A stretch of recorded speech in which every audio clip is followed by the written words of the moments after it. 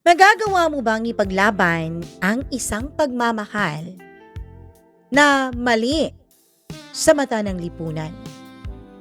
O isang pagmamahal na hindi inaasahan ng iba, maging ikaw sa sarili mo, hindi mo inaasahang mangyayari sa iyo yung ganito. Isang kakaibang kwento, when I say kakaiba, kakaibang kwento talaga ang ibabahagi ko sa inyo for today's video. At ang kwentong ito ay hindi ko alam kung sasang-ayunan nyo ang sender o sasang-ayunan nyo yung ibang tao. This is not your typical love story. Hindi ito yung typical na mali sa mata ng lipunan dahil kabit, ganon. Hindi ganon to. Maniwala ka sa akin. Kaya brace yourselves. Eto na po, umpisahan na natin ang ating kwento for today's video dito lamang sa Dear Mama Mia.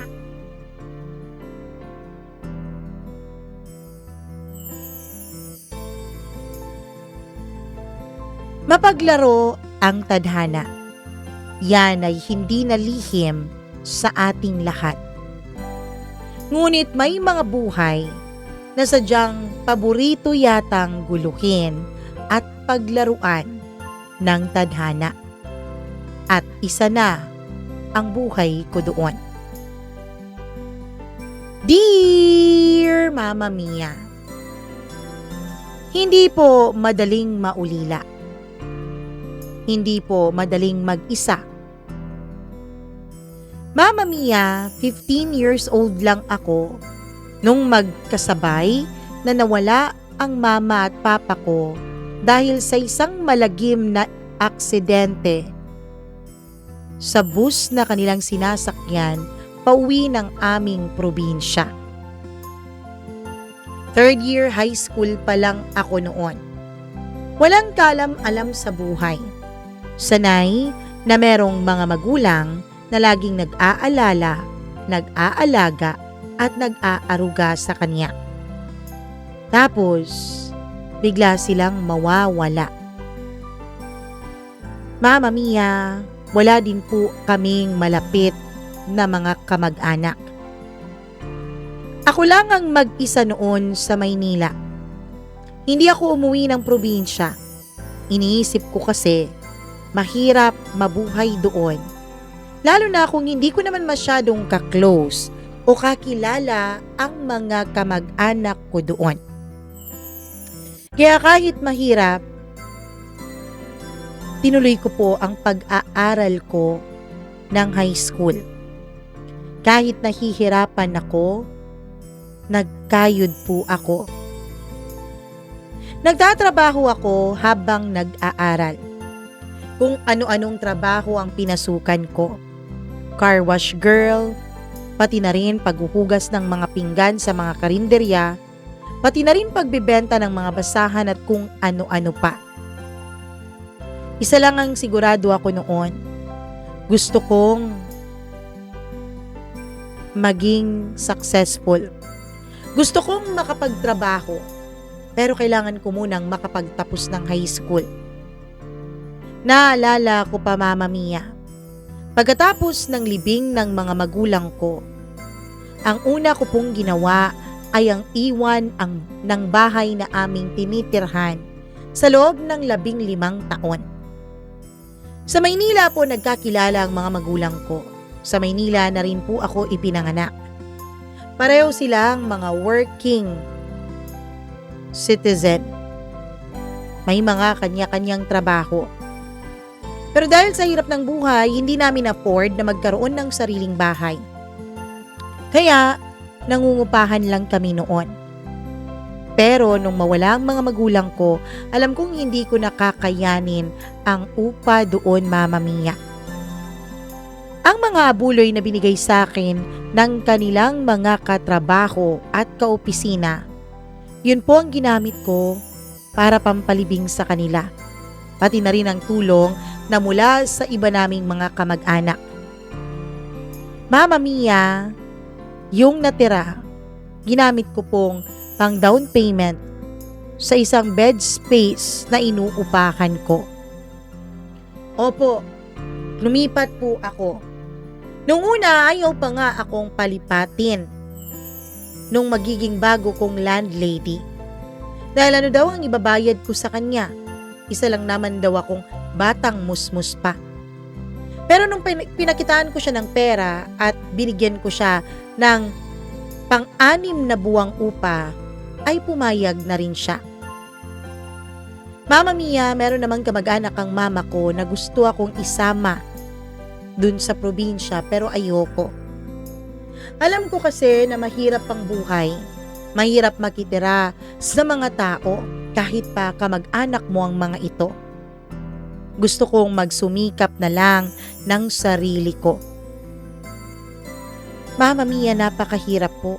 Lahat ng mga bagay na meron kami sa bahay, liban na lamang sa mga picture frames, ay naibenta ko para gawin kong pampanimula. Kaya naman ayun, nagtrabaho na ako. Doon ko naramdaman yung totoong bigat ng salitang mag-isa. Simula noon, ginawa ko ng mundo ang pagtatrabaho at pag-aaral. Hanggang sa makapagtapos nga ako ng high school. Sinubukan ko ring mag-aral sa kolehiyo, Mama Mia. Pag-aaral at pagtatrabaho din ang ginawa ko. Kaya lang, sobrang hirap po talaga.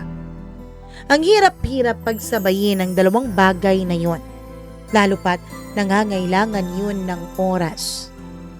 Hanggang sa hindi ko na nga kinaya ang pagtatrabaho at pag-aaral ng sabay. Wala akong nagawa kundi bitawan ang aking pag-aaral dahil kailangan kong kumain, kailangan kong mabuhay. Kaya naman, Mama Mia, nakapasok ako sa isang malaking department store. Ang ginawa ko, sinubsob ko ang sarili ko sa trabaho. Overtime dito, overtime doon. Kahit pagod na ako, gugustuhin ko pong magtrabaho kaysa umuwi sa kwartong walang naghihintay sa akin. At inisip ko rin na baka kapag nakaipon na ako ng husto, isang araw, pwede akong makabalik sa aking pag-aaral.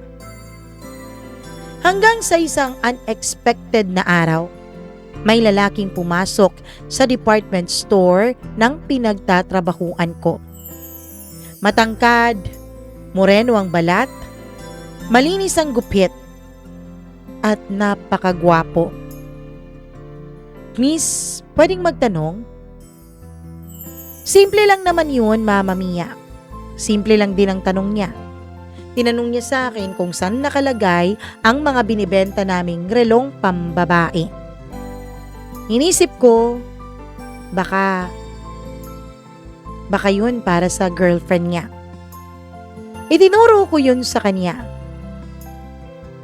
Pero habang nag-uusap kami ay hindi ko alam kung bakit. Parang ang bagal ng oras. Salamat Jane, di ba? Nagulat pa ako nung nalaman niya ang pangalan ko. Hanggang sa itinuro niya nga ang name tag na nasa kaliwang dibdib ko. Doon ako napahiya.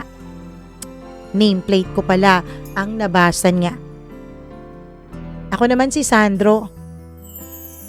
Hindi ko alam noon na yung simpleng pagpapakilala na yun ay ang magsisimula ng buhay na akala ko panghabang buhay na. Mama Mia, bumalik kinabukasan si Sandro. Tinanong kung anong oras ang uwian ko. Ayoko naman sanang mag-assume pero nag-antay talaga siya. At nung break time ko na, paglabas ko ay nilapitan niya ako. Gusto niya raw magkipagkilala. Sir, ayoko po ng gulo.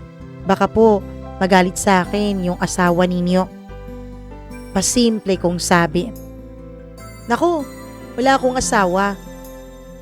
Bakit inakala mo bang para sa asawa ko yung binili kong relo kahapon? Para sa mami ko yun. Birthday kasi niya. Gusto sana kitang imbitahan. Sabi niya. Mama Mia, naging makulit si Sandro. Kwento siya ng kwento sa akin ng kung ano-ano. Hanggang sa nalaman ko ang tungkol sa buhay niya. Seaman pala siya at nagkataong bagong baba siya nung magkakilala kami sa department store. Engine fitter sa isang international cargo vessel ang trabaho niya. 10 buwan siya kung nasa barko at 2 buwan naman ang kanyang pahinga. Ganun lang umiikot ang kanyang isang buong taon. Mama Mia, sa loob ng 2 buwan na yon, ibinuhos niya lahat ng oras niya sa akin. Hindi po siya showy, hindi siya mayabang, pero ramdam ko yung kanyang pag-aalaga. Hatid sundo niya ako. Pinagluluto niya rin ako kahit ang totoo ay mas masarap pa naman akong magluto kesa sa kanya. Isang gabi, habang kumakain kami sa isang restaurant dahil inaya niya ako, ay bigla niyang hinawakan ang kamay ko. Jane, alam kong sanay ka ng mag-isa sa buhay. Pero, pwede bang huwag ka nang masanay doon? Pwede bang papasukin mo ako sa buhay mo? Pwede bang ako na ang maging pamilya mo? Hindi ako umiyak noon sa harap niya. Pero pag uwi ko sa kwarto, doon ako humagulgol. Hindi dahil malungkot ako, kundi dahil sa wakas, may taong gustong manatili sa tabi ko. Mama Mia, pakiramdam ko noon, hulog ng langit sa akin si Sandro. Pakiramdam ko para talaga kami sa isa't isa. Kaya hindi na ako nagpatumpik-tumpik pa. Sinagot ko na siya.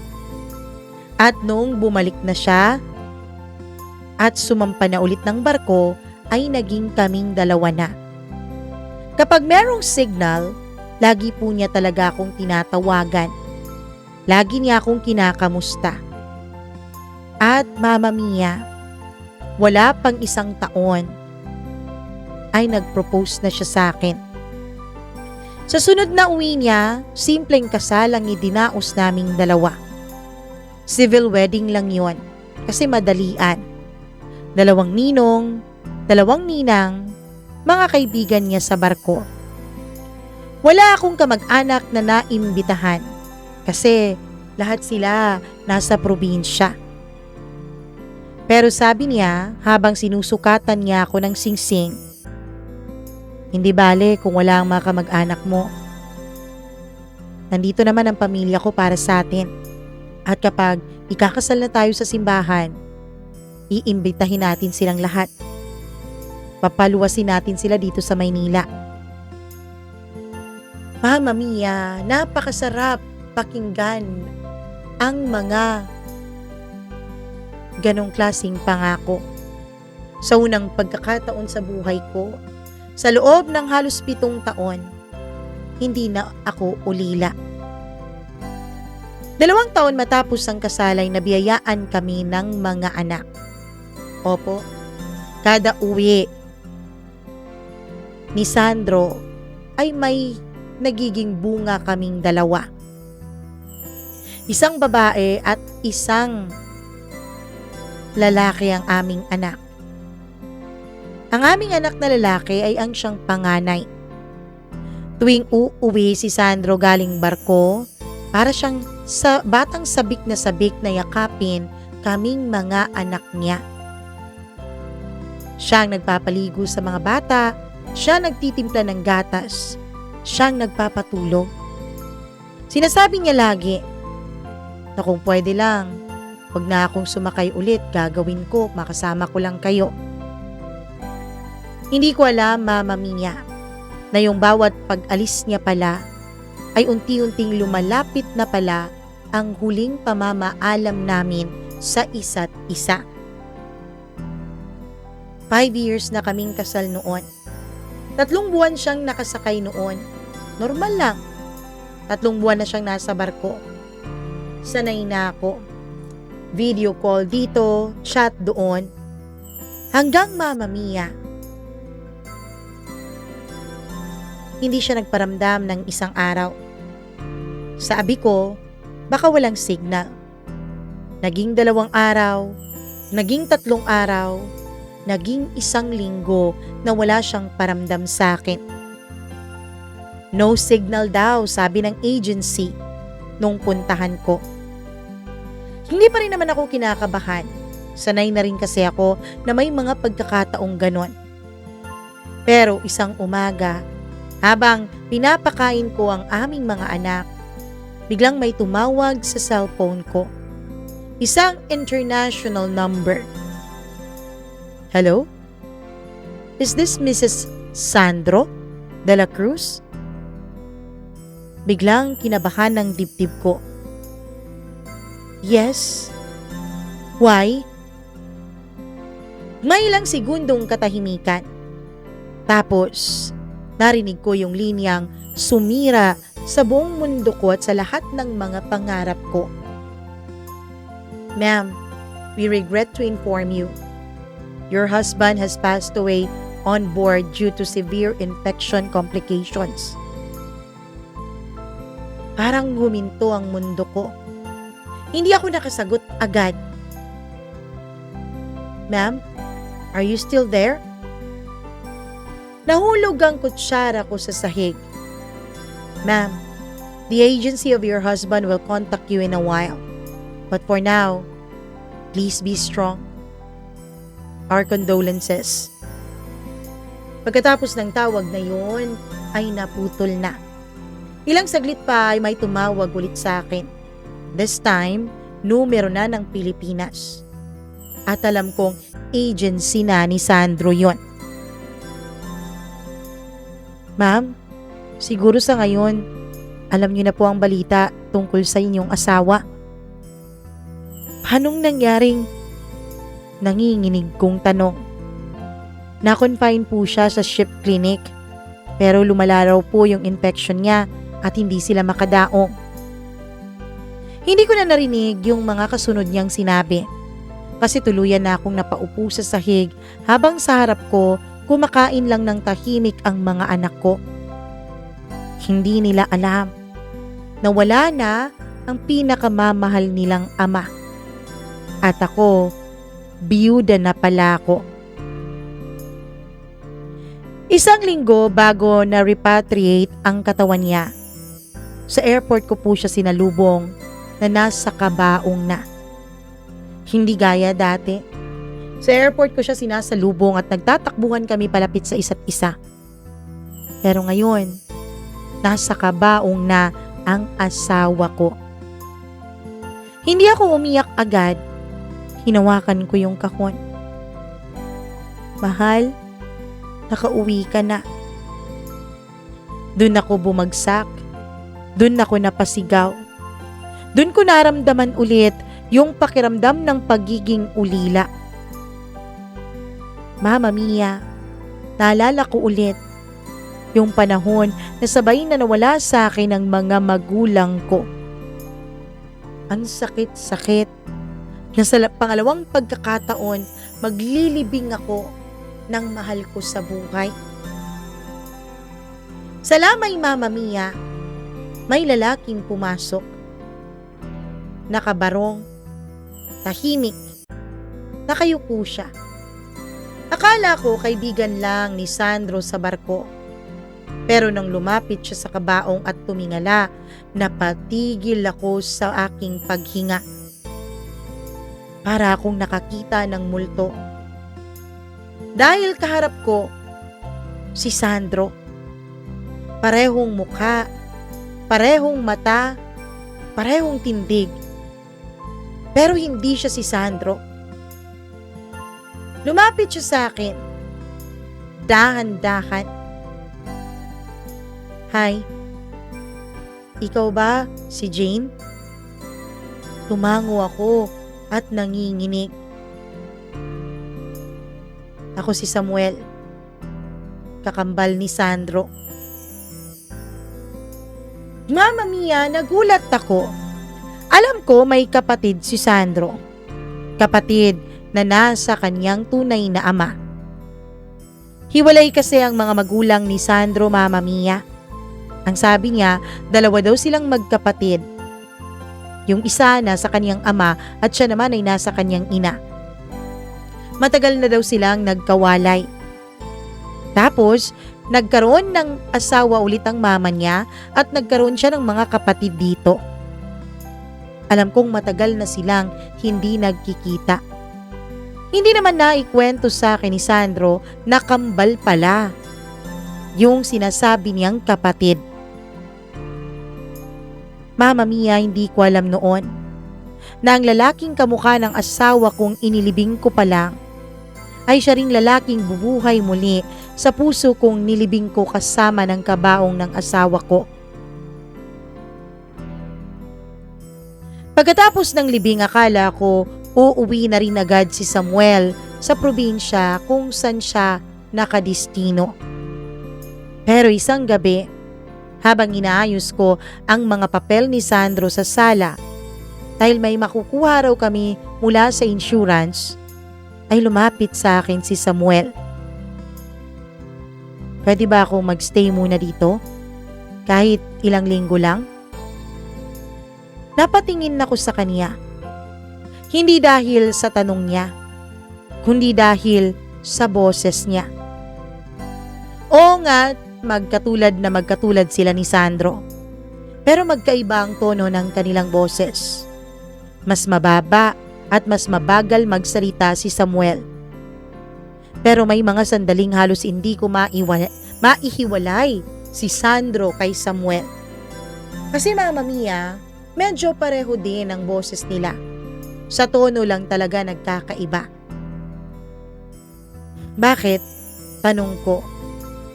Tumingin siya sa kwarto na kinaroroonan ng mga anak ko. Gusto ko kasing makilala ang mga pamangkin ko. Tsaka, gusto kong bumawi sa kapatid ko. Gusto ko itang tulungan. Alam ko, ilang taon kaming hindi nagkita ni Sandro. Ilang taon naming hindi naramdaman ang presensya ng isa't isa. Kahit man lang sa mga bata, makabawi ako. Hindi ako agad nakasagot. Hindi ako sanay na may lalaking kasama sa bahay, maliban na lamang kay Sandro. Pero wala na rin naman akong lakas na tumanggi noon. Okay, sige, sabi ko. Akala ko simpleng pakikitungo lang. Hindi ko alam, mama mia, na meron palang mag-uumpisang ma-develop. Unang linggo niya sa bahay, tahimik lang siya. Siya ang nagluluto ng almusal. Siya naghahatid sa mga bata sa school. Siya nag-aayos ng mga sirang gamit namin. Na parang may lalaking bumalik ulit sa bahay. Nung una, mama mia, akala pa nga ng bunso ko na papa niya yung bumalik. Yung kuya niya nag-explain sa kanya na kakambal yun ng papa niya. Na yun ay ang Tito Samuel nila. Mama mia, isang umaga, nagising ako sa tunog ng kawali. Paglabas ko ng kwarto, nakita ko siyang nakatalikod, nagluluto ng tuyo at sinangag tsaka itlog. Eksaktong ganun na ganun ang postura ni Sandro kapag nagluluto. Parehong galaw, parehong tindig. Bigla akong napatigil sa may pintuan. Ganyan ka rin tumingin. Ganyan ka rin tumayo. Bulong ko sa sarili ko na ang kinakausap ay ang asawa kong si Sandro. Lumingon siya. Ha?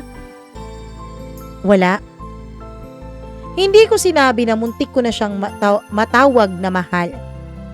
Ang endearment naming dalawa ng asawa ko. Mas lalong napalapit si Samuel sa mga anak ko, mama mia. Isang gabi, nadatnan ko siyang pinapatulog ang bunso kong anak. Kinakantahan ito ng lullaby. Probinsyanong tono na hindi ko pa naririnig noon. Tito, ikaw na bang magiging bagong daddy namin? Inosenteng tanong ng bunso ko. Nanigas ako sa pintuan, mama mia. Napatigil si Samuel sa pag-awit. Hindi siya agad nakasagot sa tanong ng anak ko. Hinaplos niya lang ang buhok ng bata. Hindi ko mapapalitan ang daddy ninyo. Mahina pero matatag ang boses niyang sabi. Pero pwede akong manatili kung kailangan niyo ko. Mama Mia, hindi ko alam pero parang may natunaw sa dibdib ko noon. Parang may naramdaman akong kakaibang init. Habang tumatagal si Samuel sa bahay, mas napapansin ko ang pagkakaiba at pagkakapareho nilang dalawa ng asawa kong si Sandro. Mas tahimik si Samuel, mas malalim tumingin, mas maalalahanin sa mga maliliit na detalye. Kasi si Sandro, sabi niya sa akin noon, sadyang makakalimutin daw talaga siya. Yun naman ang pinagkaiba nilang dalawa ni Samuel. Isang gabi, biglang nawalan ng kuryente ang buong barangay. Takot na takot noon ang bunso kong anak dahil takot talaga siya sa dilim. Bago pa ako makatayo at makalapit sa anak ko ay narinig ko na ang boses ni Samuel. Shh, huwag ka matakot. Andito lang ang tito. Pinapaypayan niya ang anak ko hanggang makatulog ito. Habang pinagmamasdan ko siya mula sa liwanag ng kandila, doon ko napansin na may malalim pala siyang peklat na nakatago sa kanyang kilay. Wala si Sandro noon. Ibig sabihin, magkaiba talaga sila. Ibig sabihin, hindi na buhay ang asawa ko sa katauhan niya. Doon ako kinabahan. Kasi bakit parang kinukumpara ko silang dalawa. Isang hapon may bagyo. Kabilang ang Maynila sa tinamaan noon. Umuulan ng malakas. Nagsasampay ako sa likod bahay nang biglang lumakas ang hangin. Muntik na akong madulas sa basang sahig. Pero may mga kamay na biglang sumalo sa bewang ko. Mahigpit, mainit. Paglingon ko, si Samuel, Mama Mia. Magkalapit na magkalapit ang mukha naming dalawa. Naramdaman ko na ang init ng kaniyang hininga. Jane, okay ka lang? Hindi ako agad nakasagot. Dahil sa ilang segundo, hindi ko alam kung sino ang kaharap ko. Ang asawa ko bang wala na? O ang kakambal niyang nandito sa bahay ko? Unti-unti niyang binitawan ang bewang ko, pero naiwan yung init ng hawak niya. Mama Mia, natakot ako sa nararamdaman ko. Kasi hindi lang basta lungkot o takot ang aking nararamdaman o pangungulila. Parang may iba na. Isang bagay na hindi ko dapat nararamdaman sa ibang lalaki, lalo na't kakalibing pa lang ng asawa ko. Lalong-lalo na kung sa kakambal niya. Isang gabi, pareho yata kaming hindi makatulog ni Samuel.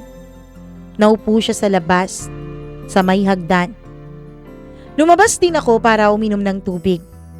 Nagulat siya nang makita niya akong lumabas ng kwarto. Di ka pa pala natutulog? Umiling ako. Ikaw, hindi rin? Tumango siya. Kumuha ako ng tubig at saka uminom. Tahimik lang kami ng ilang minuto. Hanggang sa siyang naunang magsalita. Alam mo, bago pa man magkahiwalay ang mga magulang namin ni Sandro, meron na talaga kaming mga pagkakaiba. Kung laging nag-aaway ang mga magulang namin, ganun din kaming dalawa. Siguro dahil bata pa lang kami, kinukumpara na kami ni Sandro sa isa't isa ng mga tao sa aming paligid. Ng aming lolo't lola, ng aming mga pinsan, mga kaklase, pati na rin ang mismong aming mga magulang. Napatingin ako sa kanya. Naaminin ko, Medyo naiinggit ako sa kakambal ko kasi siya ang napunta kay mama. Siya ang napunta sa mas magandang buhay. Samantalang ako, dun sa probinsya, sama ang ama ko, nagsasaka. Nakapag-aral naman ako, kaya nakalimutan ko na rin yung tampo ko.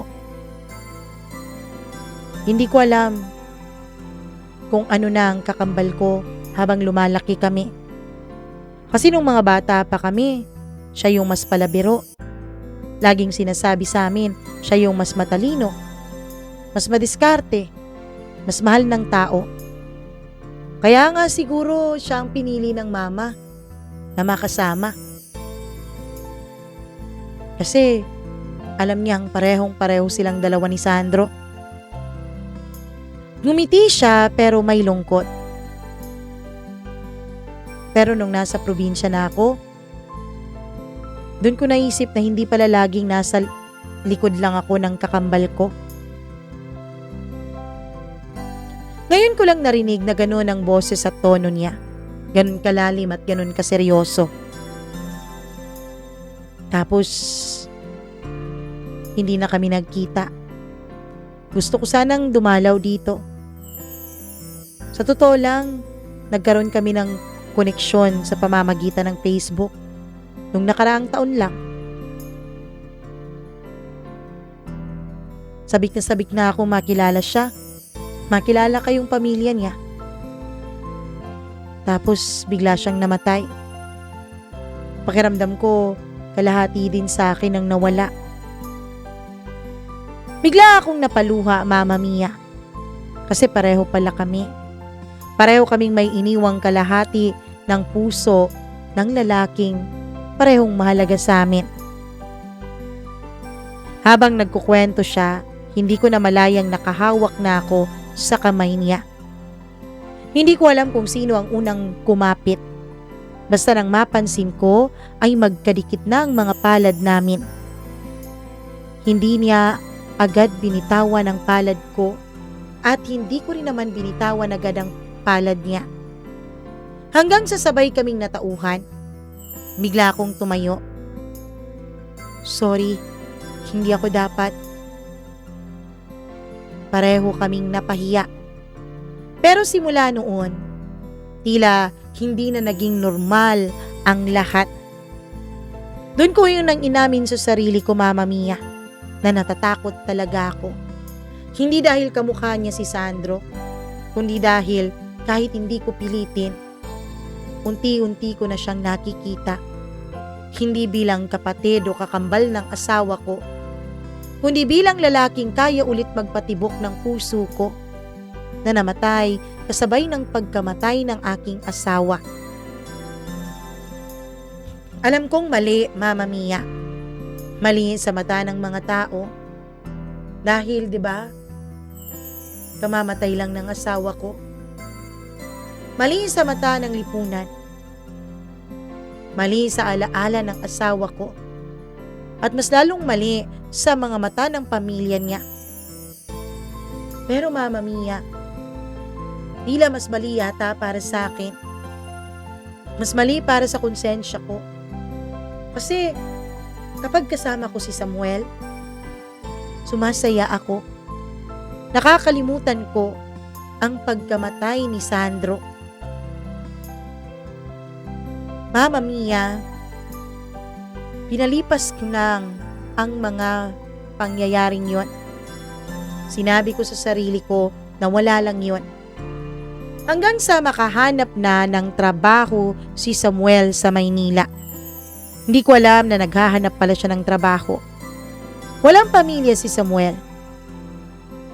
Walang asawa, walang anak, walang girlfriend.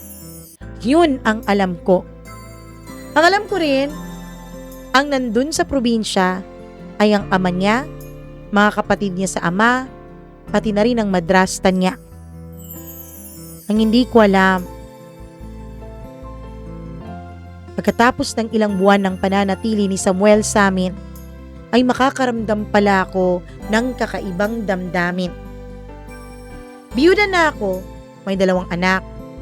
Ubus na dapat yung karapatan ko na makaramdam ng ganitong uri ng damdamin. Pero isang araw, may dumalaw sa bahay.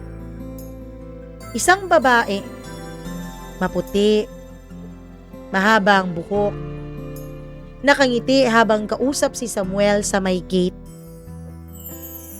Nagpapanggap akong nagwawalis sa may bintana para marinig ng bahagya ang kanilang usapan. "Matagal ka na pala dito sa Maynila?" tanong ng babae. Hindi pa ganun katagal. Parang ilang buwan pa lang," sagot ni Samuel. Tapos, nagbiro yung babae. Tumawa si Samuel. Yung tawang nasisiyahan. Yung tawang parang natutuwa. At dahil doon may biglang kumirot sa dibdib ko. Hindi ko maintindihan kung bakit o kung ano. Wala naman akong karapatan. Pero bakit parang gusto kong lumabas at sabihin, "Umalis ka bruha dahil akin siya." Nagulat ako sa sarili kong naiisip, Mama Mia. Hindi dapat yun. Wala dapat akong nararamdamang ganon. Kinagabihan, hindi ko kinakausap si Samuel. Kapag tinatanong niya ako, maikli lang ang sagot ko. Oo, hindi, ewan. Tapos iwas tingin. Ang hindi ko alam ay napansin niya pala agad yung pagbabago kong yun. "Jane, may problema ba?" tanong niya. Umiling ako. "Wala. Pagod lang siguro." Pero lumapit siya sa akin. "Dahil ba yun kay Liza kanina?" Hindi ako sumagot, Mama Mia. Pero siguro, nabasa niya ang mukha ko. Ngumiti siya. Pero hindi yung ngiting nanunukso ha. Yung ngiting malumanay. Yung ngiting maunawain. "Kaibigan ko lang yun. Kapitbahay ninyo. Di mo ba kilala yun?"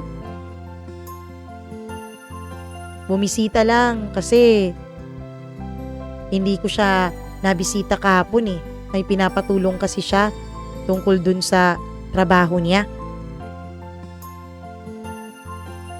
Mama Mia, explain sa akin si Samuel tungkol sa trabaho ng babae at kung bakit may alam siya dun sa trabaho nito. Pero alam mo ba, habang nag-e-explain siya, parang gumaan ang pakiramdam ko. Na para bang nakampante ako na wala lang ang babaeng yun. "Ano ba yung naiisip mo, Jane? Bakit ka umaasa sa mga paliwanag niya? At bakit kailangan niyang magpaliwanag sa'yo? Hindi ka naman niya asawa. Hindi ka naman niya girlfriend. Kaya wala kang karapatan." Yun ang saway ng sarili kong utak sa akin. Tama. Wala nga pala akong karapatan. Pero bakit parang nasasaktan ako kapag may ibang lumalapit sa kanya? Hindi nagtagal, Mama Mia, ay naging close kaming dalawa ni Samuel. Yung closeness na parang pareho kaming hindi nagmamadaling bigyan ng pangalan. Yung closeness na hinahayaan lang naming umagos ng natural. Kaya lang, kung sa amin hindi namin yun pinapansin, kung sa amin pinapaagos lang namin yun ng natural, iba pala ang dating noon sa ibang mga tao. Mama Mia, nakarating din sa labas ang presensya ni Samuel sa bahay. Nakarating din sa labas ang pagiging malapit namin sa isa't isa. Hindi na po ako nagtatrabaho. Mula nung naging asawa ko si Sandro ay tumigil na po ako sa pagtatrabaho. May pension naman na natatanggap ako at ang mga anak ko. Medyo malaki-laki naman yon, pati na rin yung iniwan sa amin ni Samuel. Ang ginawa ko ay nagpatulong ako sa kaibigan ko na nagtatrabaho sa bangko at nag-invest po ako, Mama Mia.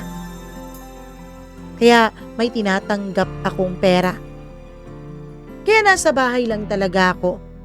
Si Samuel naman ay nagkaroon ng magandang trabaho na meron ding disenteng sahod. Isang umaga, habang namamalengke ako, may narinig akong bulong-bulungan. Nakita ko yung 2 kapitbahay namin. Parang tinitignan nila ako. Tapos may narinig ako, Mama Mia. Siya ba yung byuda nung seaman? Oo, siya yun. Pero alam mo ba, may lalaking kasama yan sa bahay.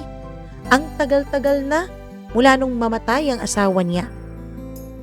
Alam mo ba, kapatid pa nga raw nung asawa yung kasama. At hindi lang basta kapatid kambal pa. Nako, delikado yan. Delikadong nagsasama ang isang babae at isang lalaki sa isang bubong. Hindi nila alam, Mama Mia, na malakas po ng natural ang pandinig ko. Hindi nila alam na naririnig ko ang kanilang usapan. Alam mo naman, iisa lang ang mukha, iisa ang dugo. Minsan yung mga ganon, iisa din ang nagugustuhan. Napahigpit ang hawak ko sa dala-dala kong eco bag. Hindi ko na tinapos ang pamimili ko kahit na meron pa sana akong bibilhin dun sa parting yun ng palengke kung saan sila nagchichismisan. Umuwi akong nanginginig.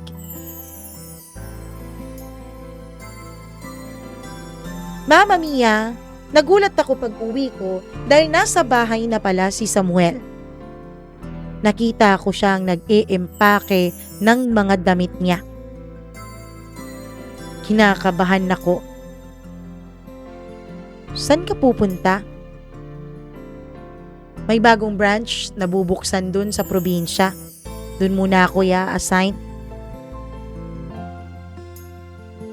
Bakit ka nagpa-assign doon? Ayoko naman sana, Jane. Ayoko sanang iwan ka at ang mga bata. Kaya lang, mukhang kailangan ko munang umuwi at magpalamig. Parang may humihila sa dibdib ko pababa nung marinig ko ang mga paliwanag niya. Bakit naman biglaan? Huminga siya ng malalim. Hindi ko alam kung napapansin o may naririnig ka na, Jane. Pero sabi sa akin ni Liza na may mga usap-usapan daw sa labas. Liza? Oo, si Liza. Yung babaeng nakita mong kausap ko dati sa labas ng gate. Anong usap-usapan? Maraming usap-usapan, Jane. At ayokong madamay ka. Ayokong masira ka. Bigla akong naluha. Hindi dahil aalis siya, Mama Mia, kundi dahil alam niyang may mali talagang namamagitan sa aming dalawa. Lumapit ako. Hindi mo naman kailangang umalis, Samuel, dahil lang sa sinasabi ng ibang tao. Tumingin siya sa akin, diretsyong-diretso. Jane, hindi lang sila ang dahilan ng pag-alis ko. Tumahimik ako. Hindi ko alam pero parang may ideya na ako sa susunod niyang sasabihin. Natatakot na rin kasi ako sa nararamdaman ko. Doon tumigil ang mundo ko, Mama Mia. Umulan ng malakas nung gabing yon. Kumulog, kumidlat, at malamig ang simoy ng hangin. Hindi makatulog ang mga bata kaya pinatulog namin sa kwarto ko. Naupo kaming dalawa sa sala, tahimik. Alam naming aalis na siya kinabukasan at parang may oras na nauubos. Salamat sa lahat, Jane. Salamat dahil hindi mo pinagkait sa akin ang mga pamangkin ko. Mahina niyang sabi. Tumango ako. Ayokong magsalita dahil baka maiyak ako, Mama Mia. Hanggang sa bigla na lang nawalan ng kuryente. Tila kami lumubog sa dilim. Ilang segundo kaming tahimik. Tapos naramdaman kong lumapit siya. Hindi ko siya nakikita pero ramdam ko ang init ng katawan niya na nasa harap ko na. Jane, bulong niya. Yung paraan ng pagbanggit niya sa pangalan ko, hindi bilang kapatid ng asawa ang tono, hindi rin kaibigan, kundi isang lalaki at babae. Humigpit ang pagkakahawak niya sa manggas ng damit ko. Samuel, mali ito. Alam ko. Pero hindi siya umatras. Pero Jane, hindi ko na kayang magsinungaling. Na sa bawat araw na nandito ako, mas lalo akong nahuhulog sa'yo. Mas lalo kitang minamahal. Parang may sumabog sa dibdib ko nung marinig ko yon. Dahil yun din ang lihim ko, Mama Mia.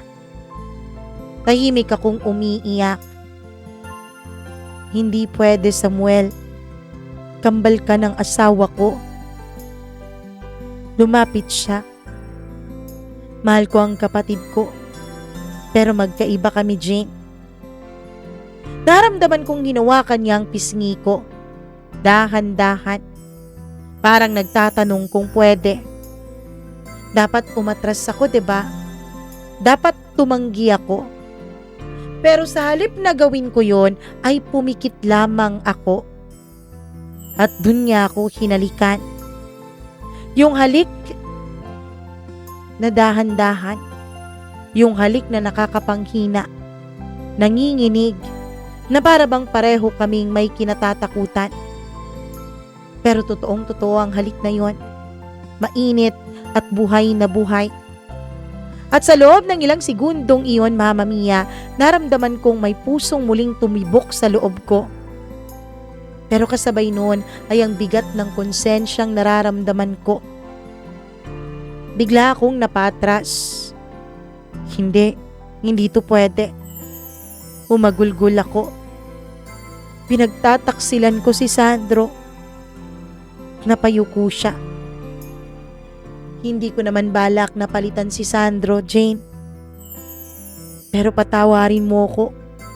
Hindi ko rin mapigilang mahalin ka. Pagkatapos nun ay tumalikod na siya at pumasok na sa kwartong inuukupan niya. Kinabukasan, umalis na siya.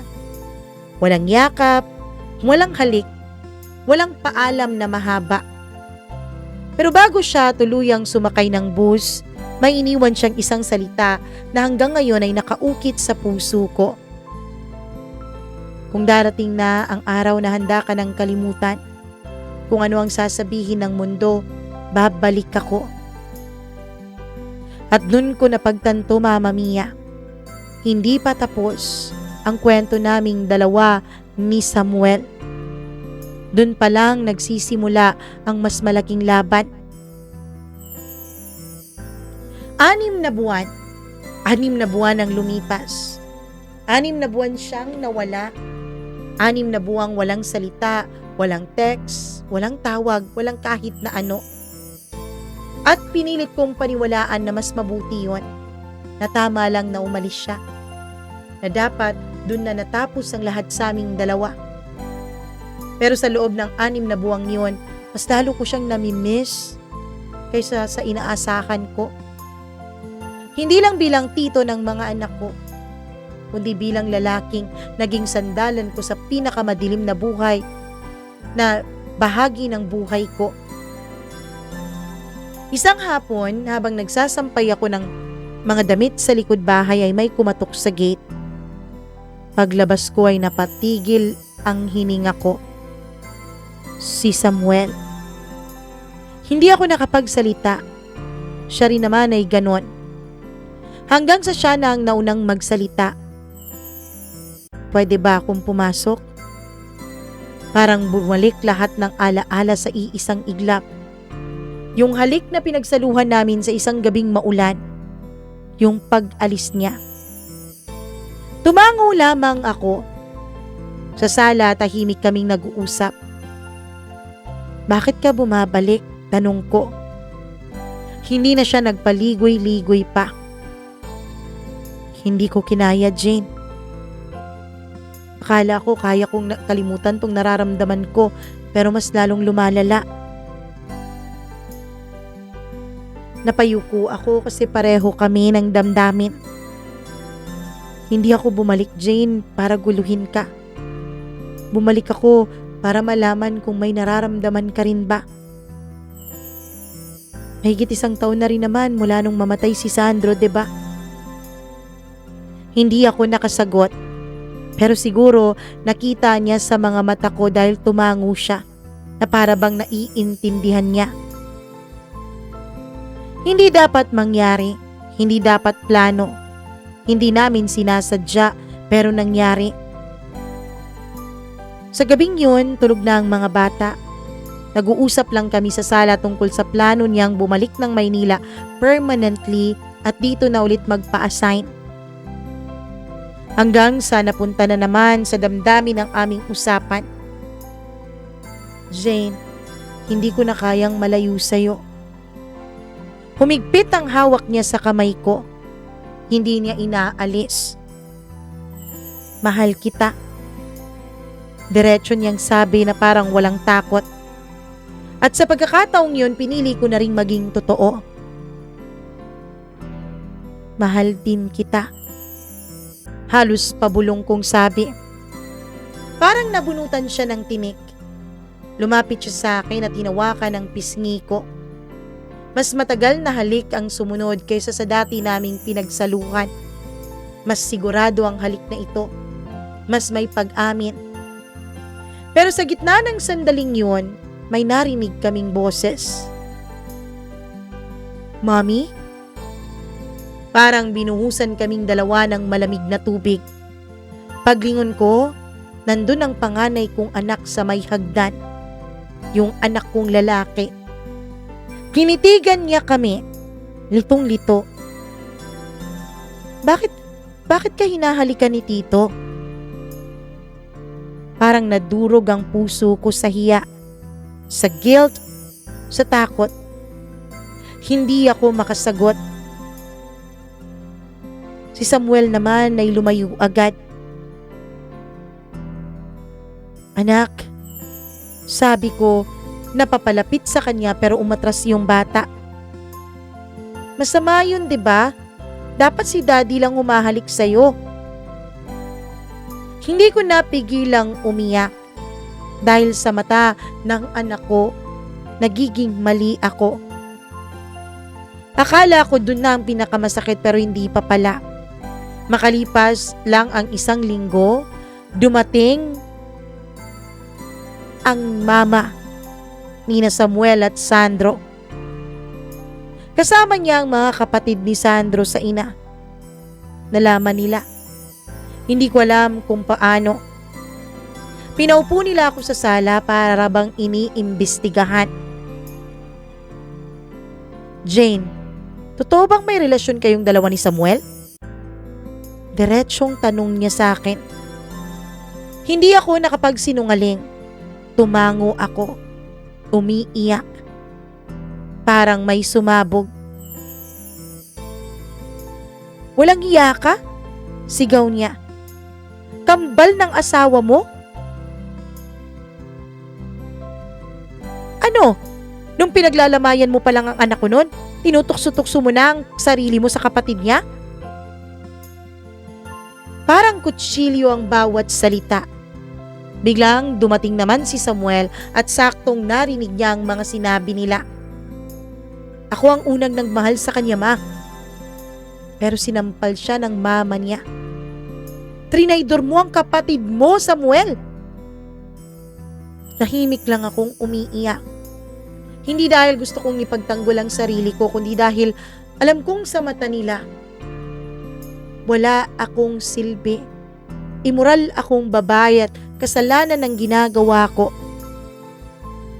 Bago sila umalis ay may sinabi sa akin ang nanay ni na Samuel at Sandro na hindi ko makakalimutan. Kung tunay mo talagang minahal si Sandro, hindi mo magagawang mahalin ang isang lalaking mukha lang ang pagkakapareho nila. Hindi ako nakasagot. Pero sa totoo lang may tanong ako. Paano kung hindi ko minahal si Samuel dahil lang kamukha niya si Sandro? Kasi ako sa sarili ko, Mama Mia, mahal ko na si Samuel bilang siya at hindi bilang nakikita ko si Sandro sa kanya. Pag-alis nila ay tahimik lamang kaming dalawa ni Samuel sa sala. Wasak na wasak ang puso ko at pagod na pagod ako. Bukod doon ay guilty ako.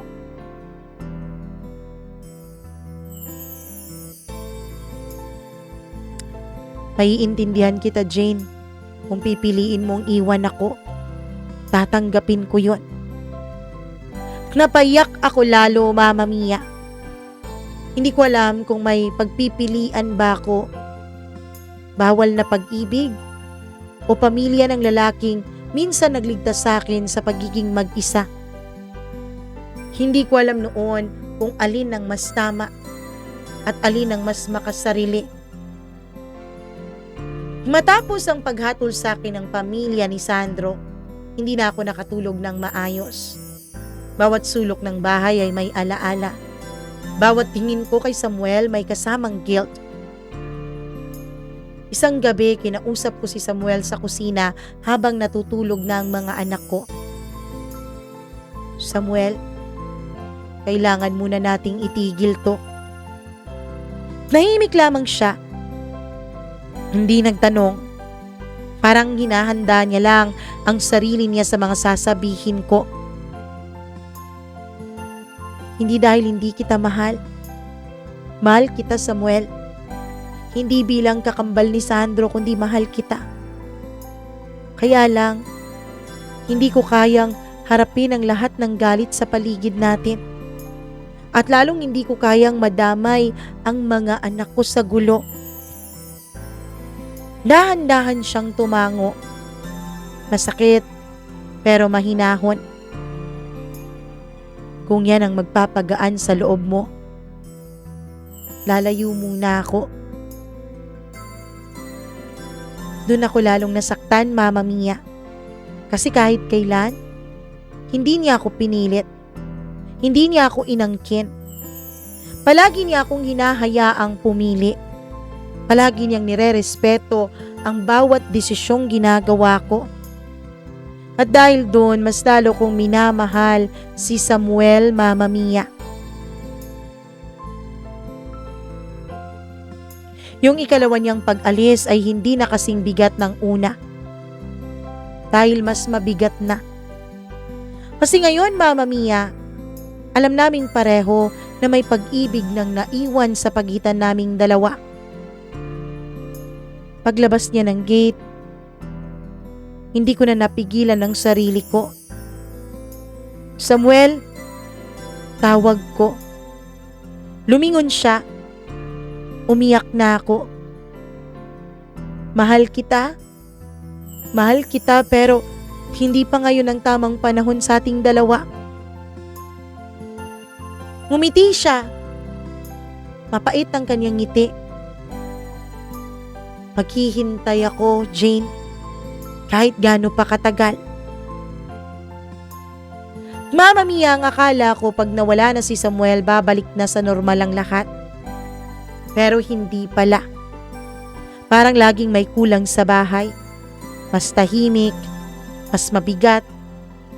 Hanggang isang gabi, nilagnat ang panganay kong anak.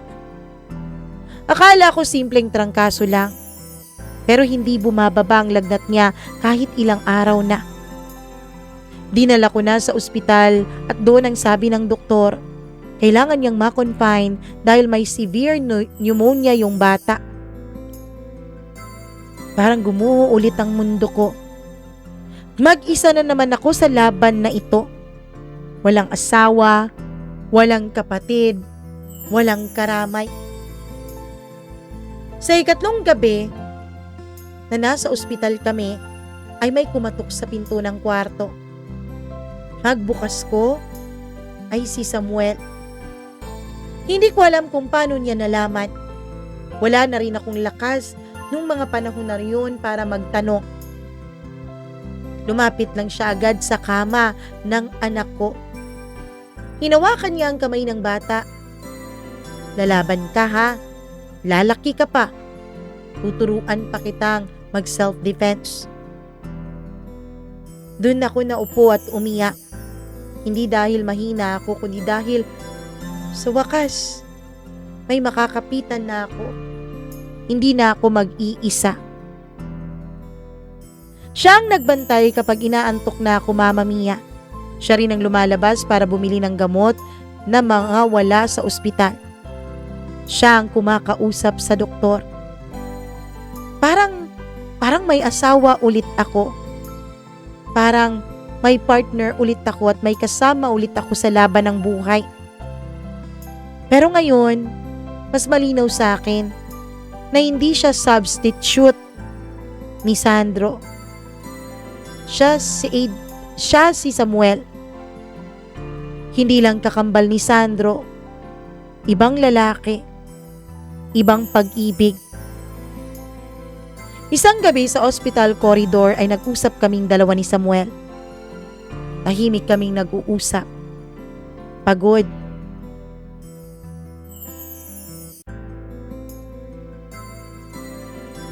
Jane, hindi ko kailangan ng sagot ngayon ha.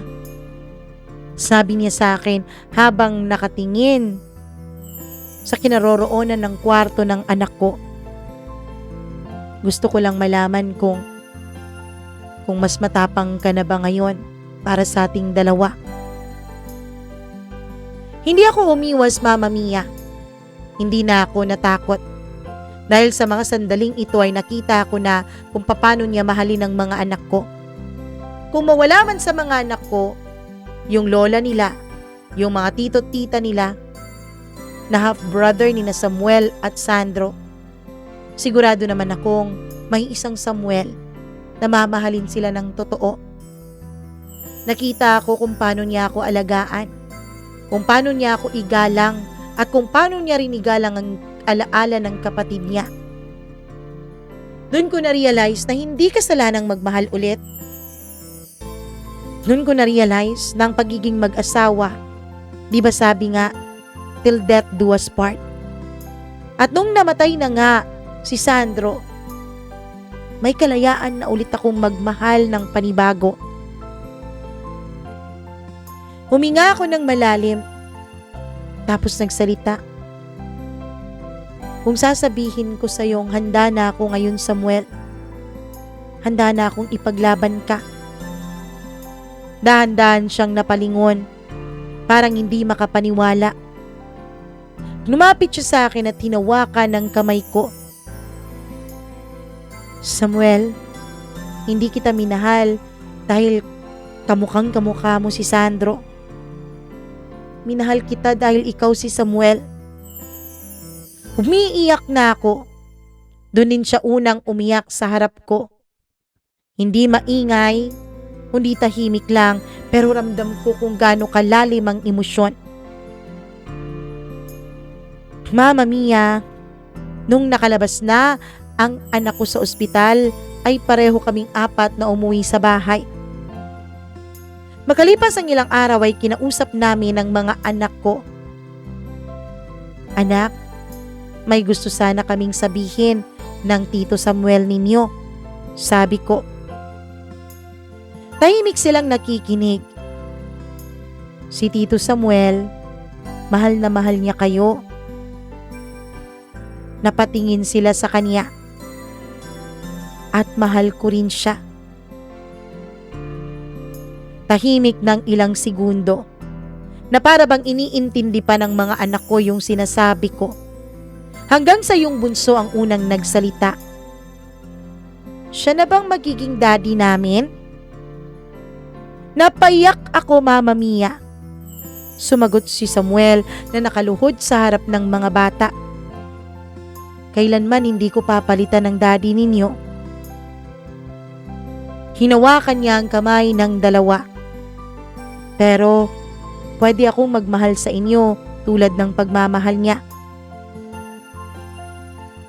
Kung okay lang sa inyo, mamahalin ko kayong dalawa pati na rin ang mami ninyo. Nagkatinginan ng mga anak ko. Pagkatapos ay sabay silang yumakap sa kanya. Okay lang po, sagot ng dalawang bata. Doon ay tuluyang gumaan ng dibdib ko. Hindi kumpleto kung hindi namin haharapin ang nanay ni na Samuel at Sandro. Kaya pumunta kami sa bahay nila. Kinakabahan ako buong biyahe papunta sa kanila. Pagdating ko ay tahimik lang sila. May distansya, may lamig. Hanggang sa nagsalita ako. Hindi ko minahal si Samuel para kalimutan si Sandro. Minahal ko siya dahil minahal niya ako. Dahil minahal niya ang mga anak ko. Isa pa, wala na si Sandro.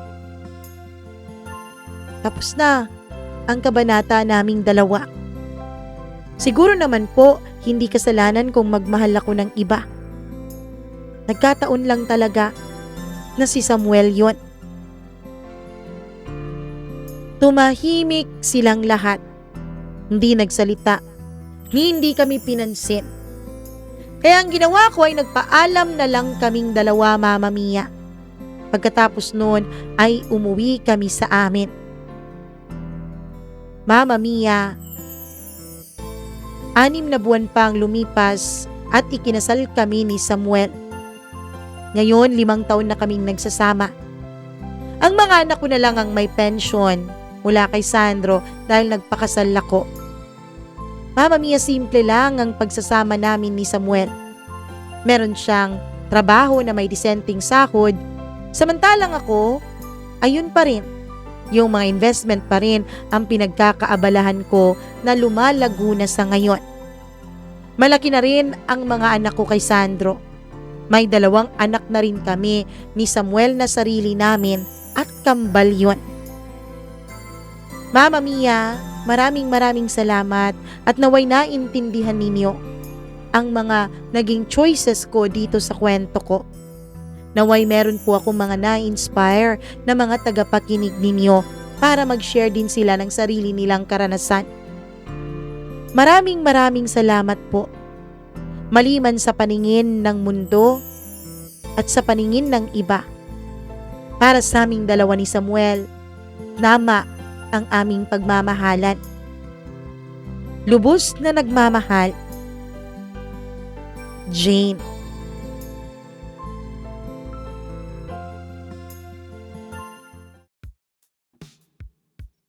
Grabe naman ang mga pinagdaanan ni Jane. Pero ako, sa totoo lang, sangayon ako sa'yo. Kasi till death do us part lang naman eh. Pag namatay na yung isa, edi malaya na yung isa. Kahit sino pang mahalin niya, basta't malaya din at walang tinatapakang ibang tao, 'di ba? Walang nasasaktang iba, walang pamilyang sinisira, ayos lang 'yun, 'di ba? Nako, maraming salamat sa iyo, Jane, sa pagbabahagi mo ng napakagandang kwento ninyong dalawa ni Samuel. Totoo nga sigurong baka naging daan lang itong si Sandro para makilala ninyo ni Samuel ang isa't isa. Hangad namin ang inyong kaligayahan at ang matagal na matagal pa ninyong pagsasama. Love is in the air. Charot. Lalo pat, katatapos lang pala ng Valentine's, ano? Bakit parang wala akong doon, ganap ng Valentine's? Charot lang. Anyways, maraming salamat ulit, Jane, sa mga nakikinig ngayon sa kwento ni Jane. Nako, naway maintindihan nyo rin ang kanyang mga choices at sana i-share at i-like nyo itong video na ito dahil napakaganda naman talaga ang kakaibang kwento na ito, di ba? Grabing love story yarn. Anyways, hello muna ako sa ating mga suki na mga members. Maraming salamat sa pagpapamember ninyo. Ayon, ay bakit TikTok ang binuksan ko? Dapat YouTube Studio. Hello sa inyong lahat. Maraming salamat. Hello ako sa pinakabago nating member. Ayan, nasa na yun? Ayan. Mary Ann Hineza, Marlia Giana Shane. Maraming salamat. Rico Sidanco. Colleen Bueno. Hello rin kay Gimaras Girl, Benson Boyser, Smack Dax, Dayan Martinez, Maria Elena Abe, Maureen Tugab, Gail Easy, Mila Raduban, at Freaky0407. Maraming salamat sa inyong pagpapamember at hindi pagbitaw, 'di ba? And speaking of pagbitaw, syempre, meron tayong mga subscribers na kahit hindi nagpapamember dahil yung iba ang tawag doon, hindi marunong, yung iba, walang budget, ay ayos lang yun. Walang problema, basta't lagi pa rin kayong nakikinig at lagi pa rin kayong nakasubaybay kay Mama Mia. Walang problema yun, 'di ba? Ayan na po ang inyong mga comments, ang inyong mga messages, pina-flash na po natin. Maraming salamat po talaga. Alam nyo, kulang ang salitang salamat para maibahagi ko sa inyo ang aking gratitude dahil sa inyong pagmamahal sa akin at sa ating channel. Maraming thank you ulit. Sa mga merong gustong sabihin ba yun? Parang sa mga gustong may sasabihin sa akin o kung ano pa man yan, kung meron kayong gustong i-share o kung ano yan, mag-email lamang po kayo mamamiacdo0317@gmail.com. Ako si Mama Mia na medyo sumakit na ulit ang lalamunan. Hanggang sa susunod nating pagkikita. Paalam! Mwah! Love you all. Ingat!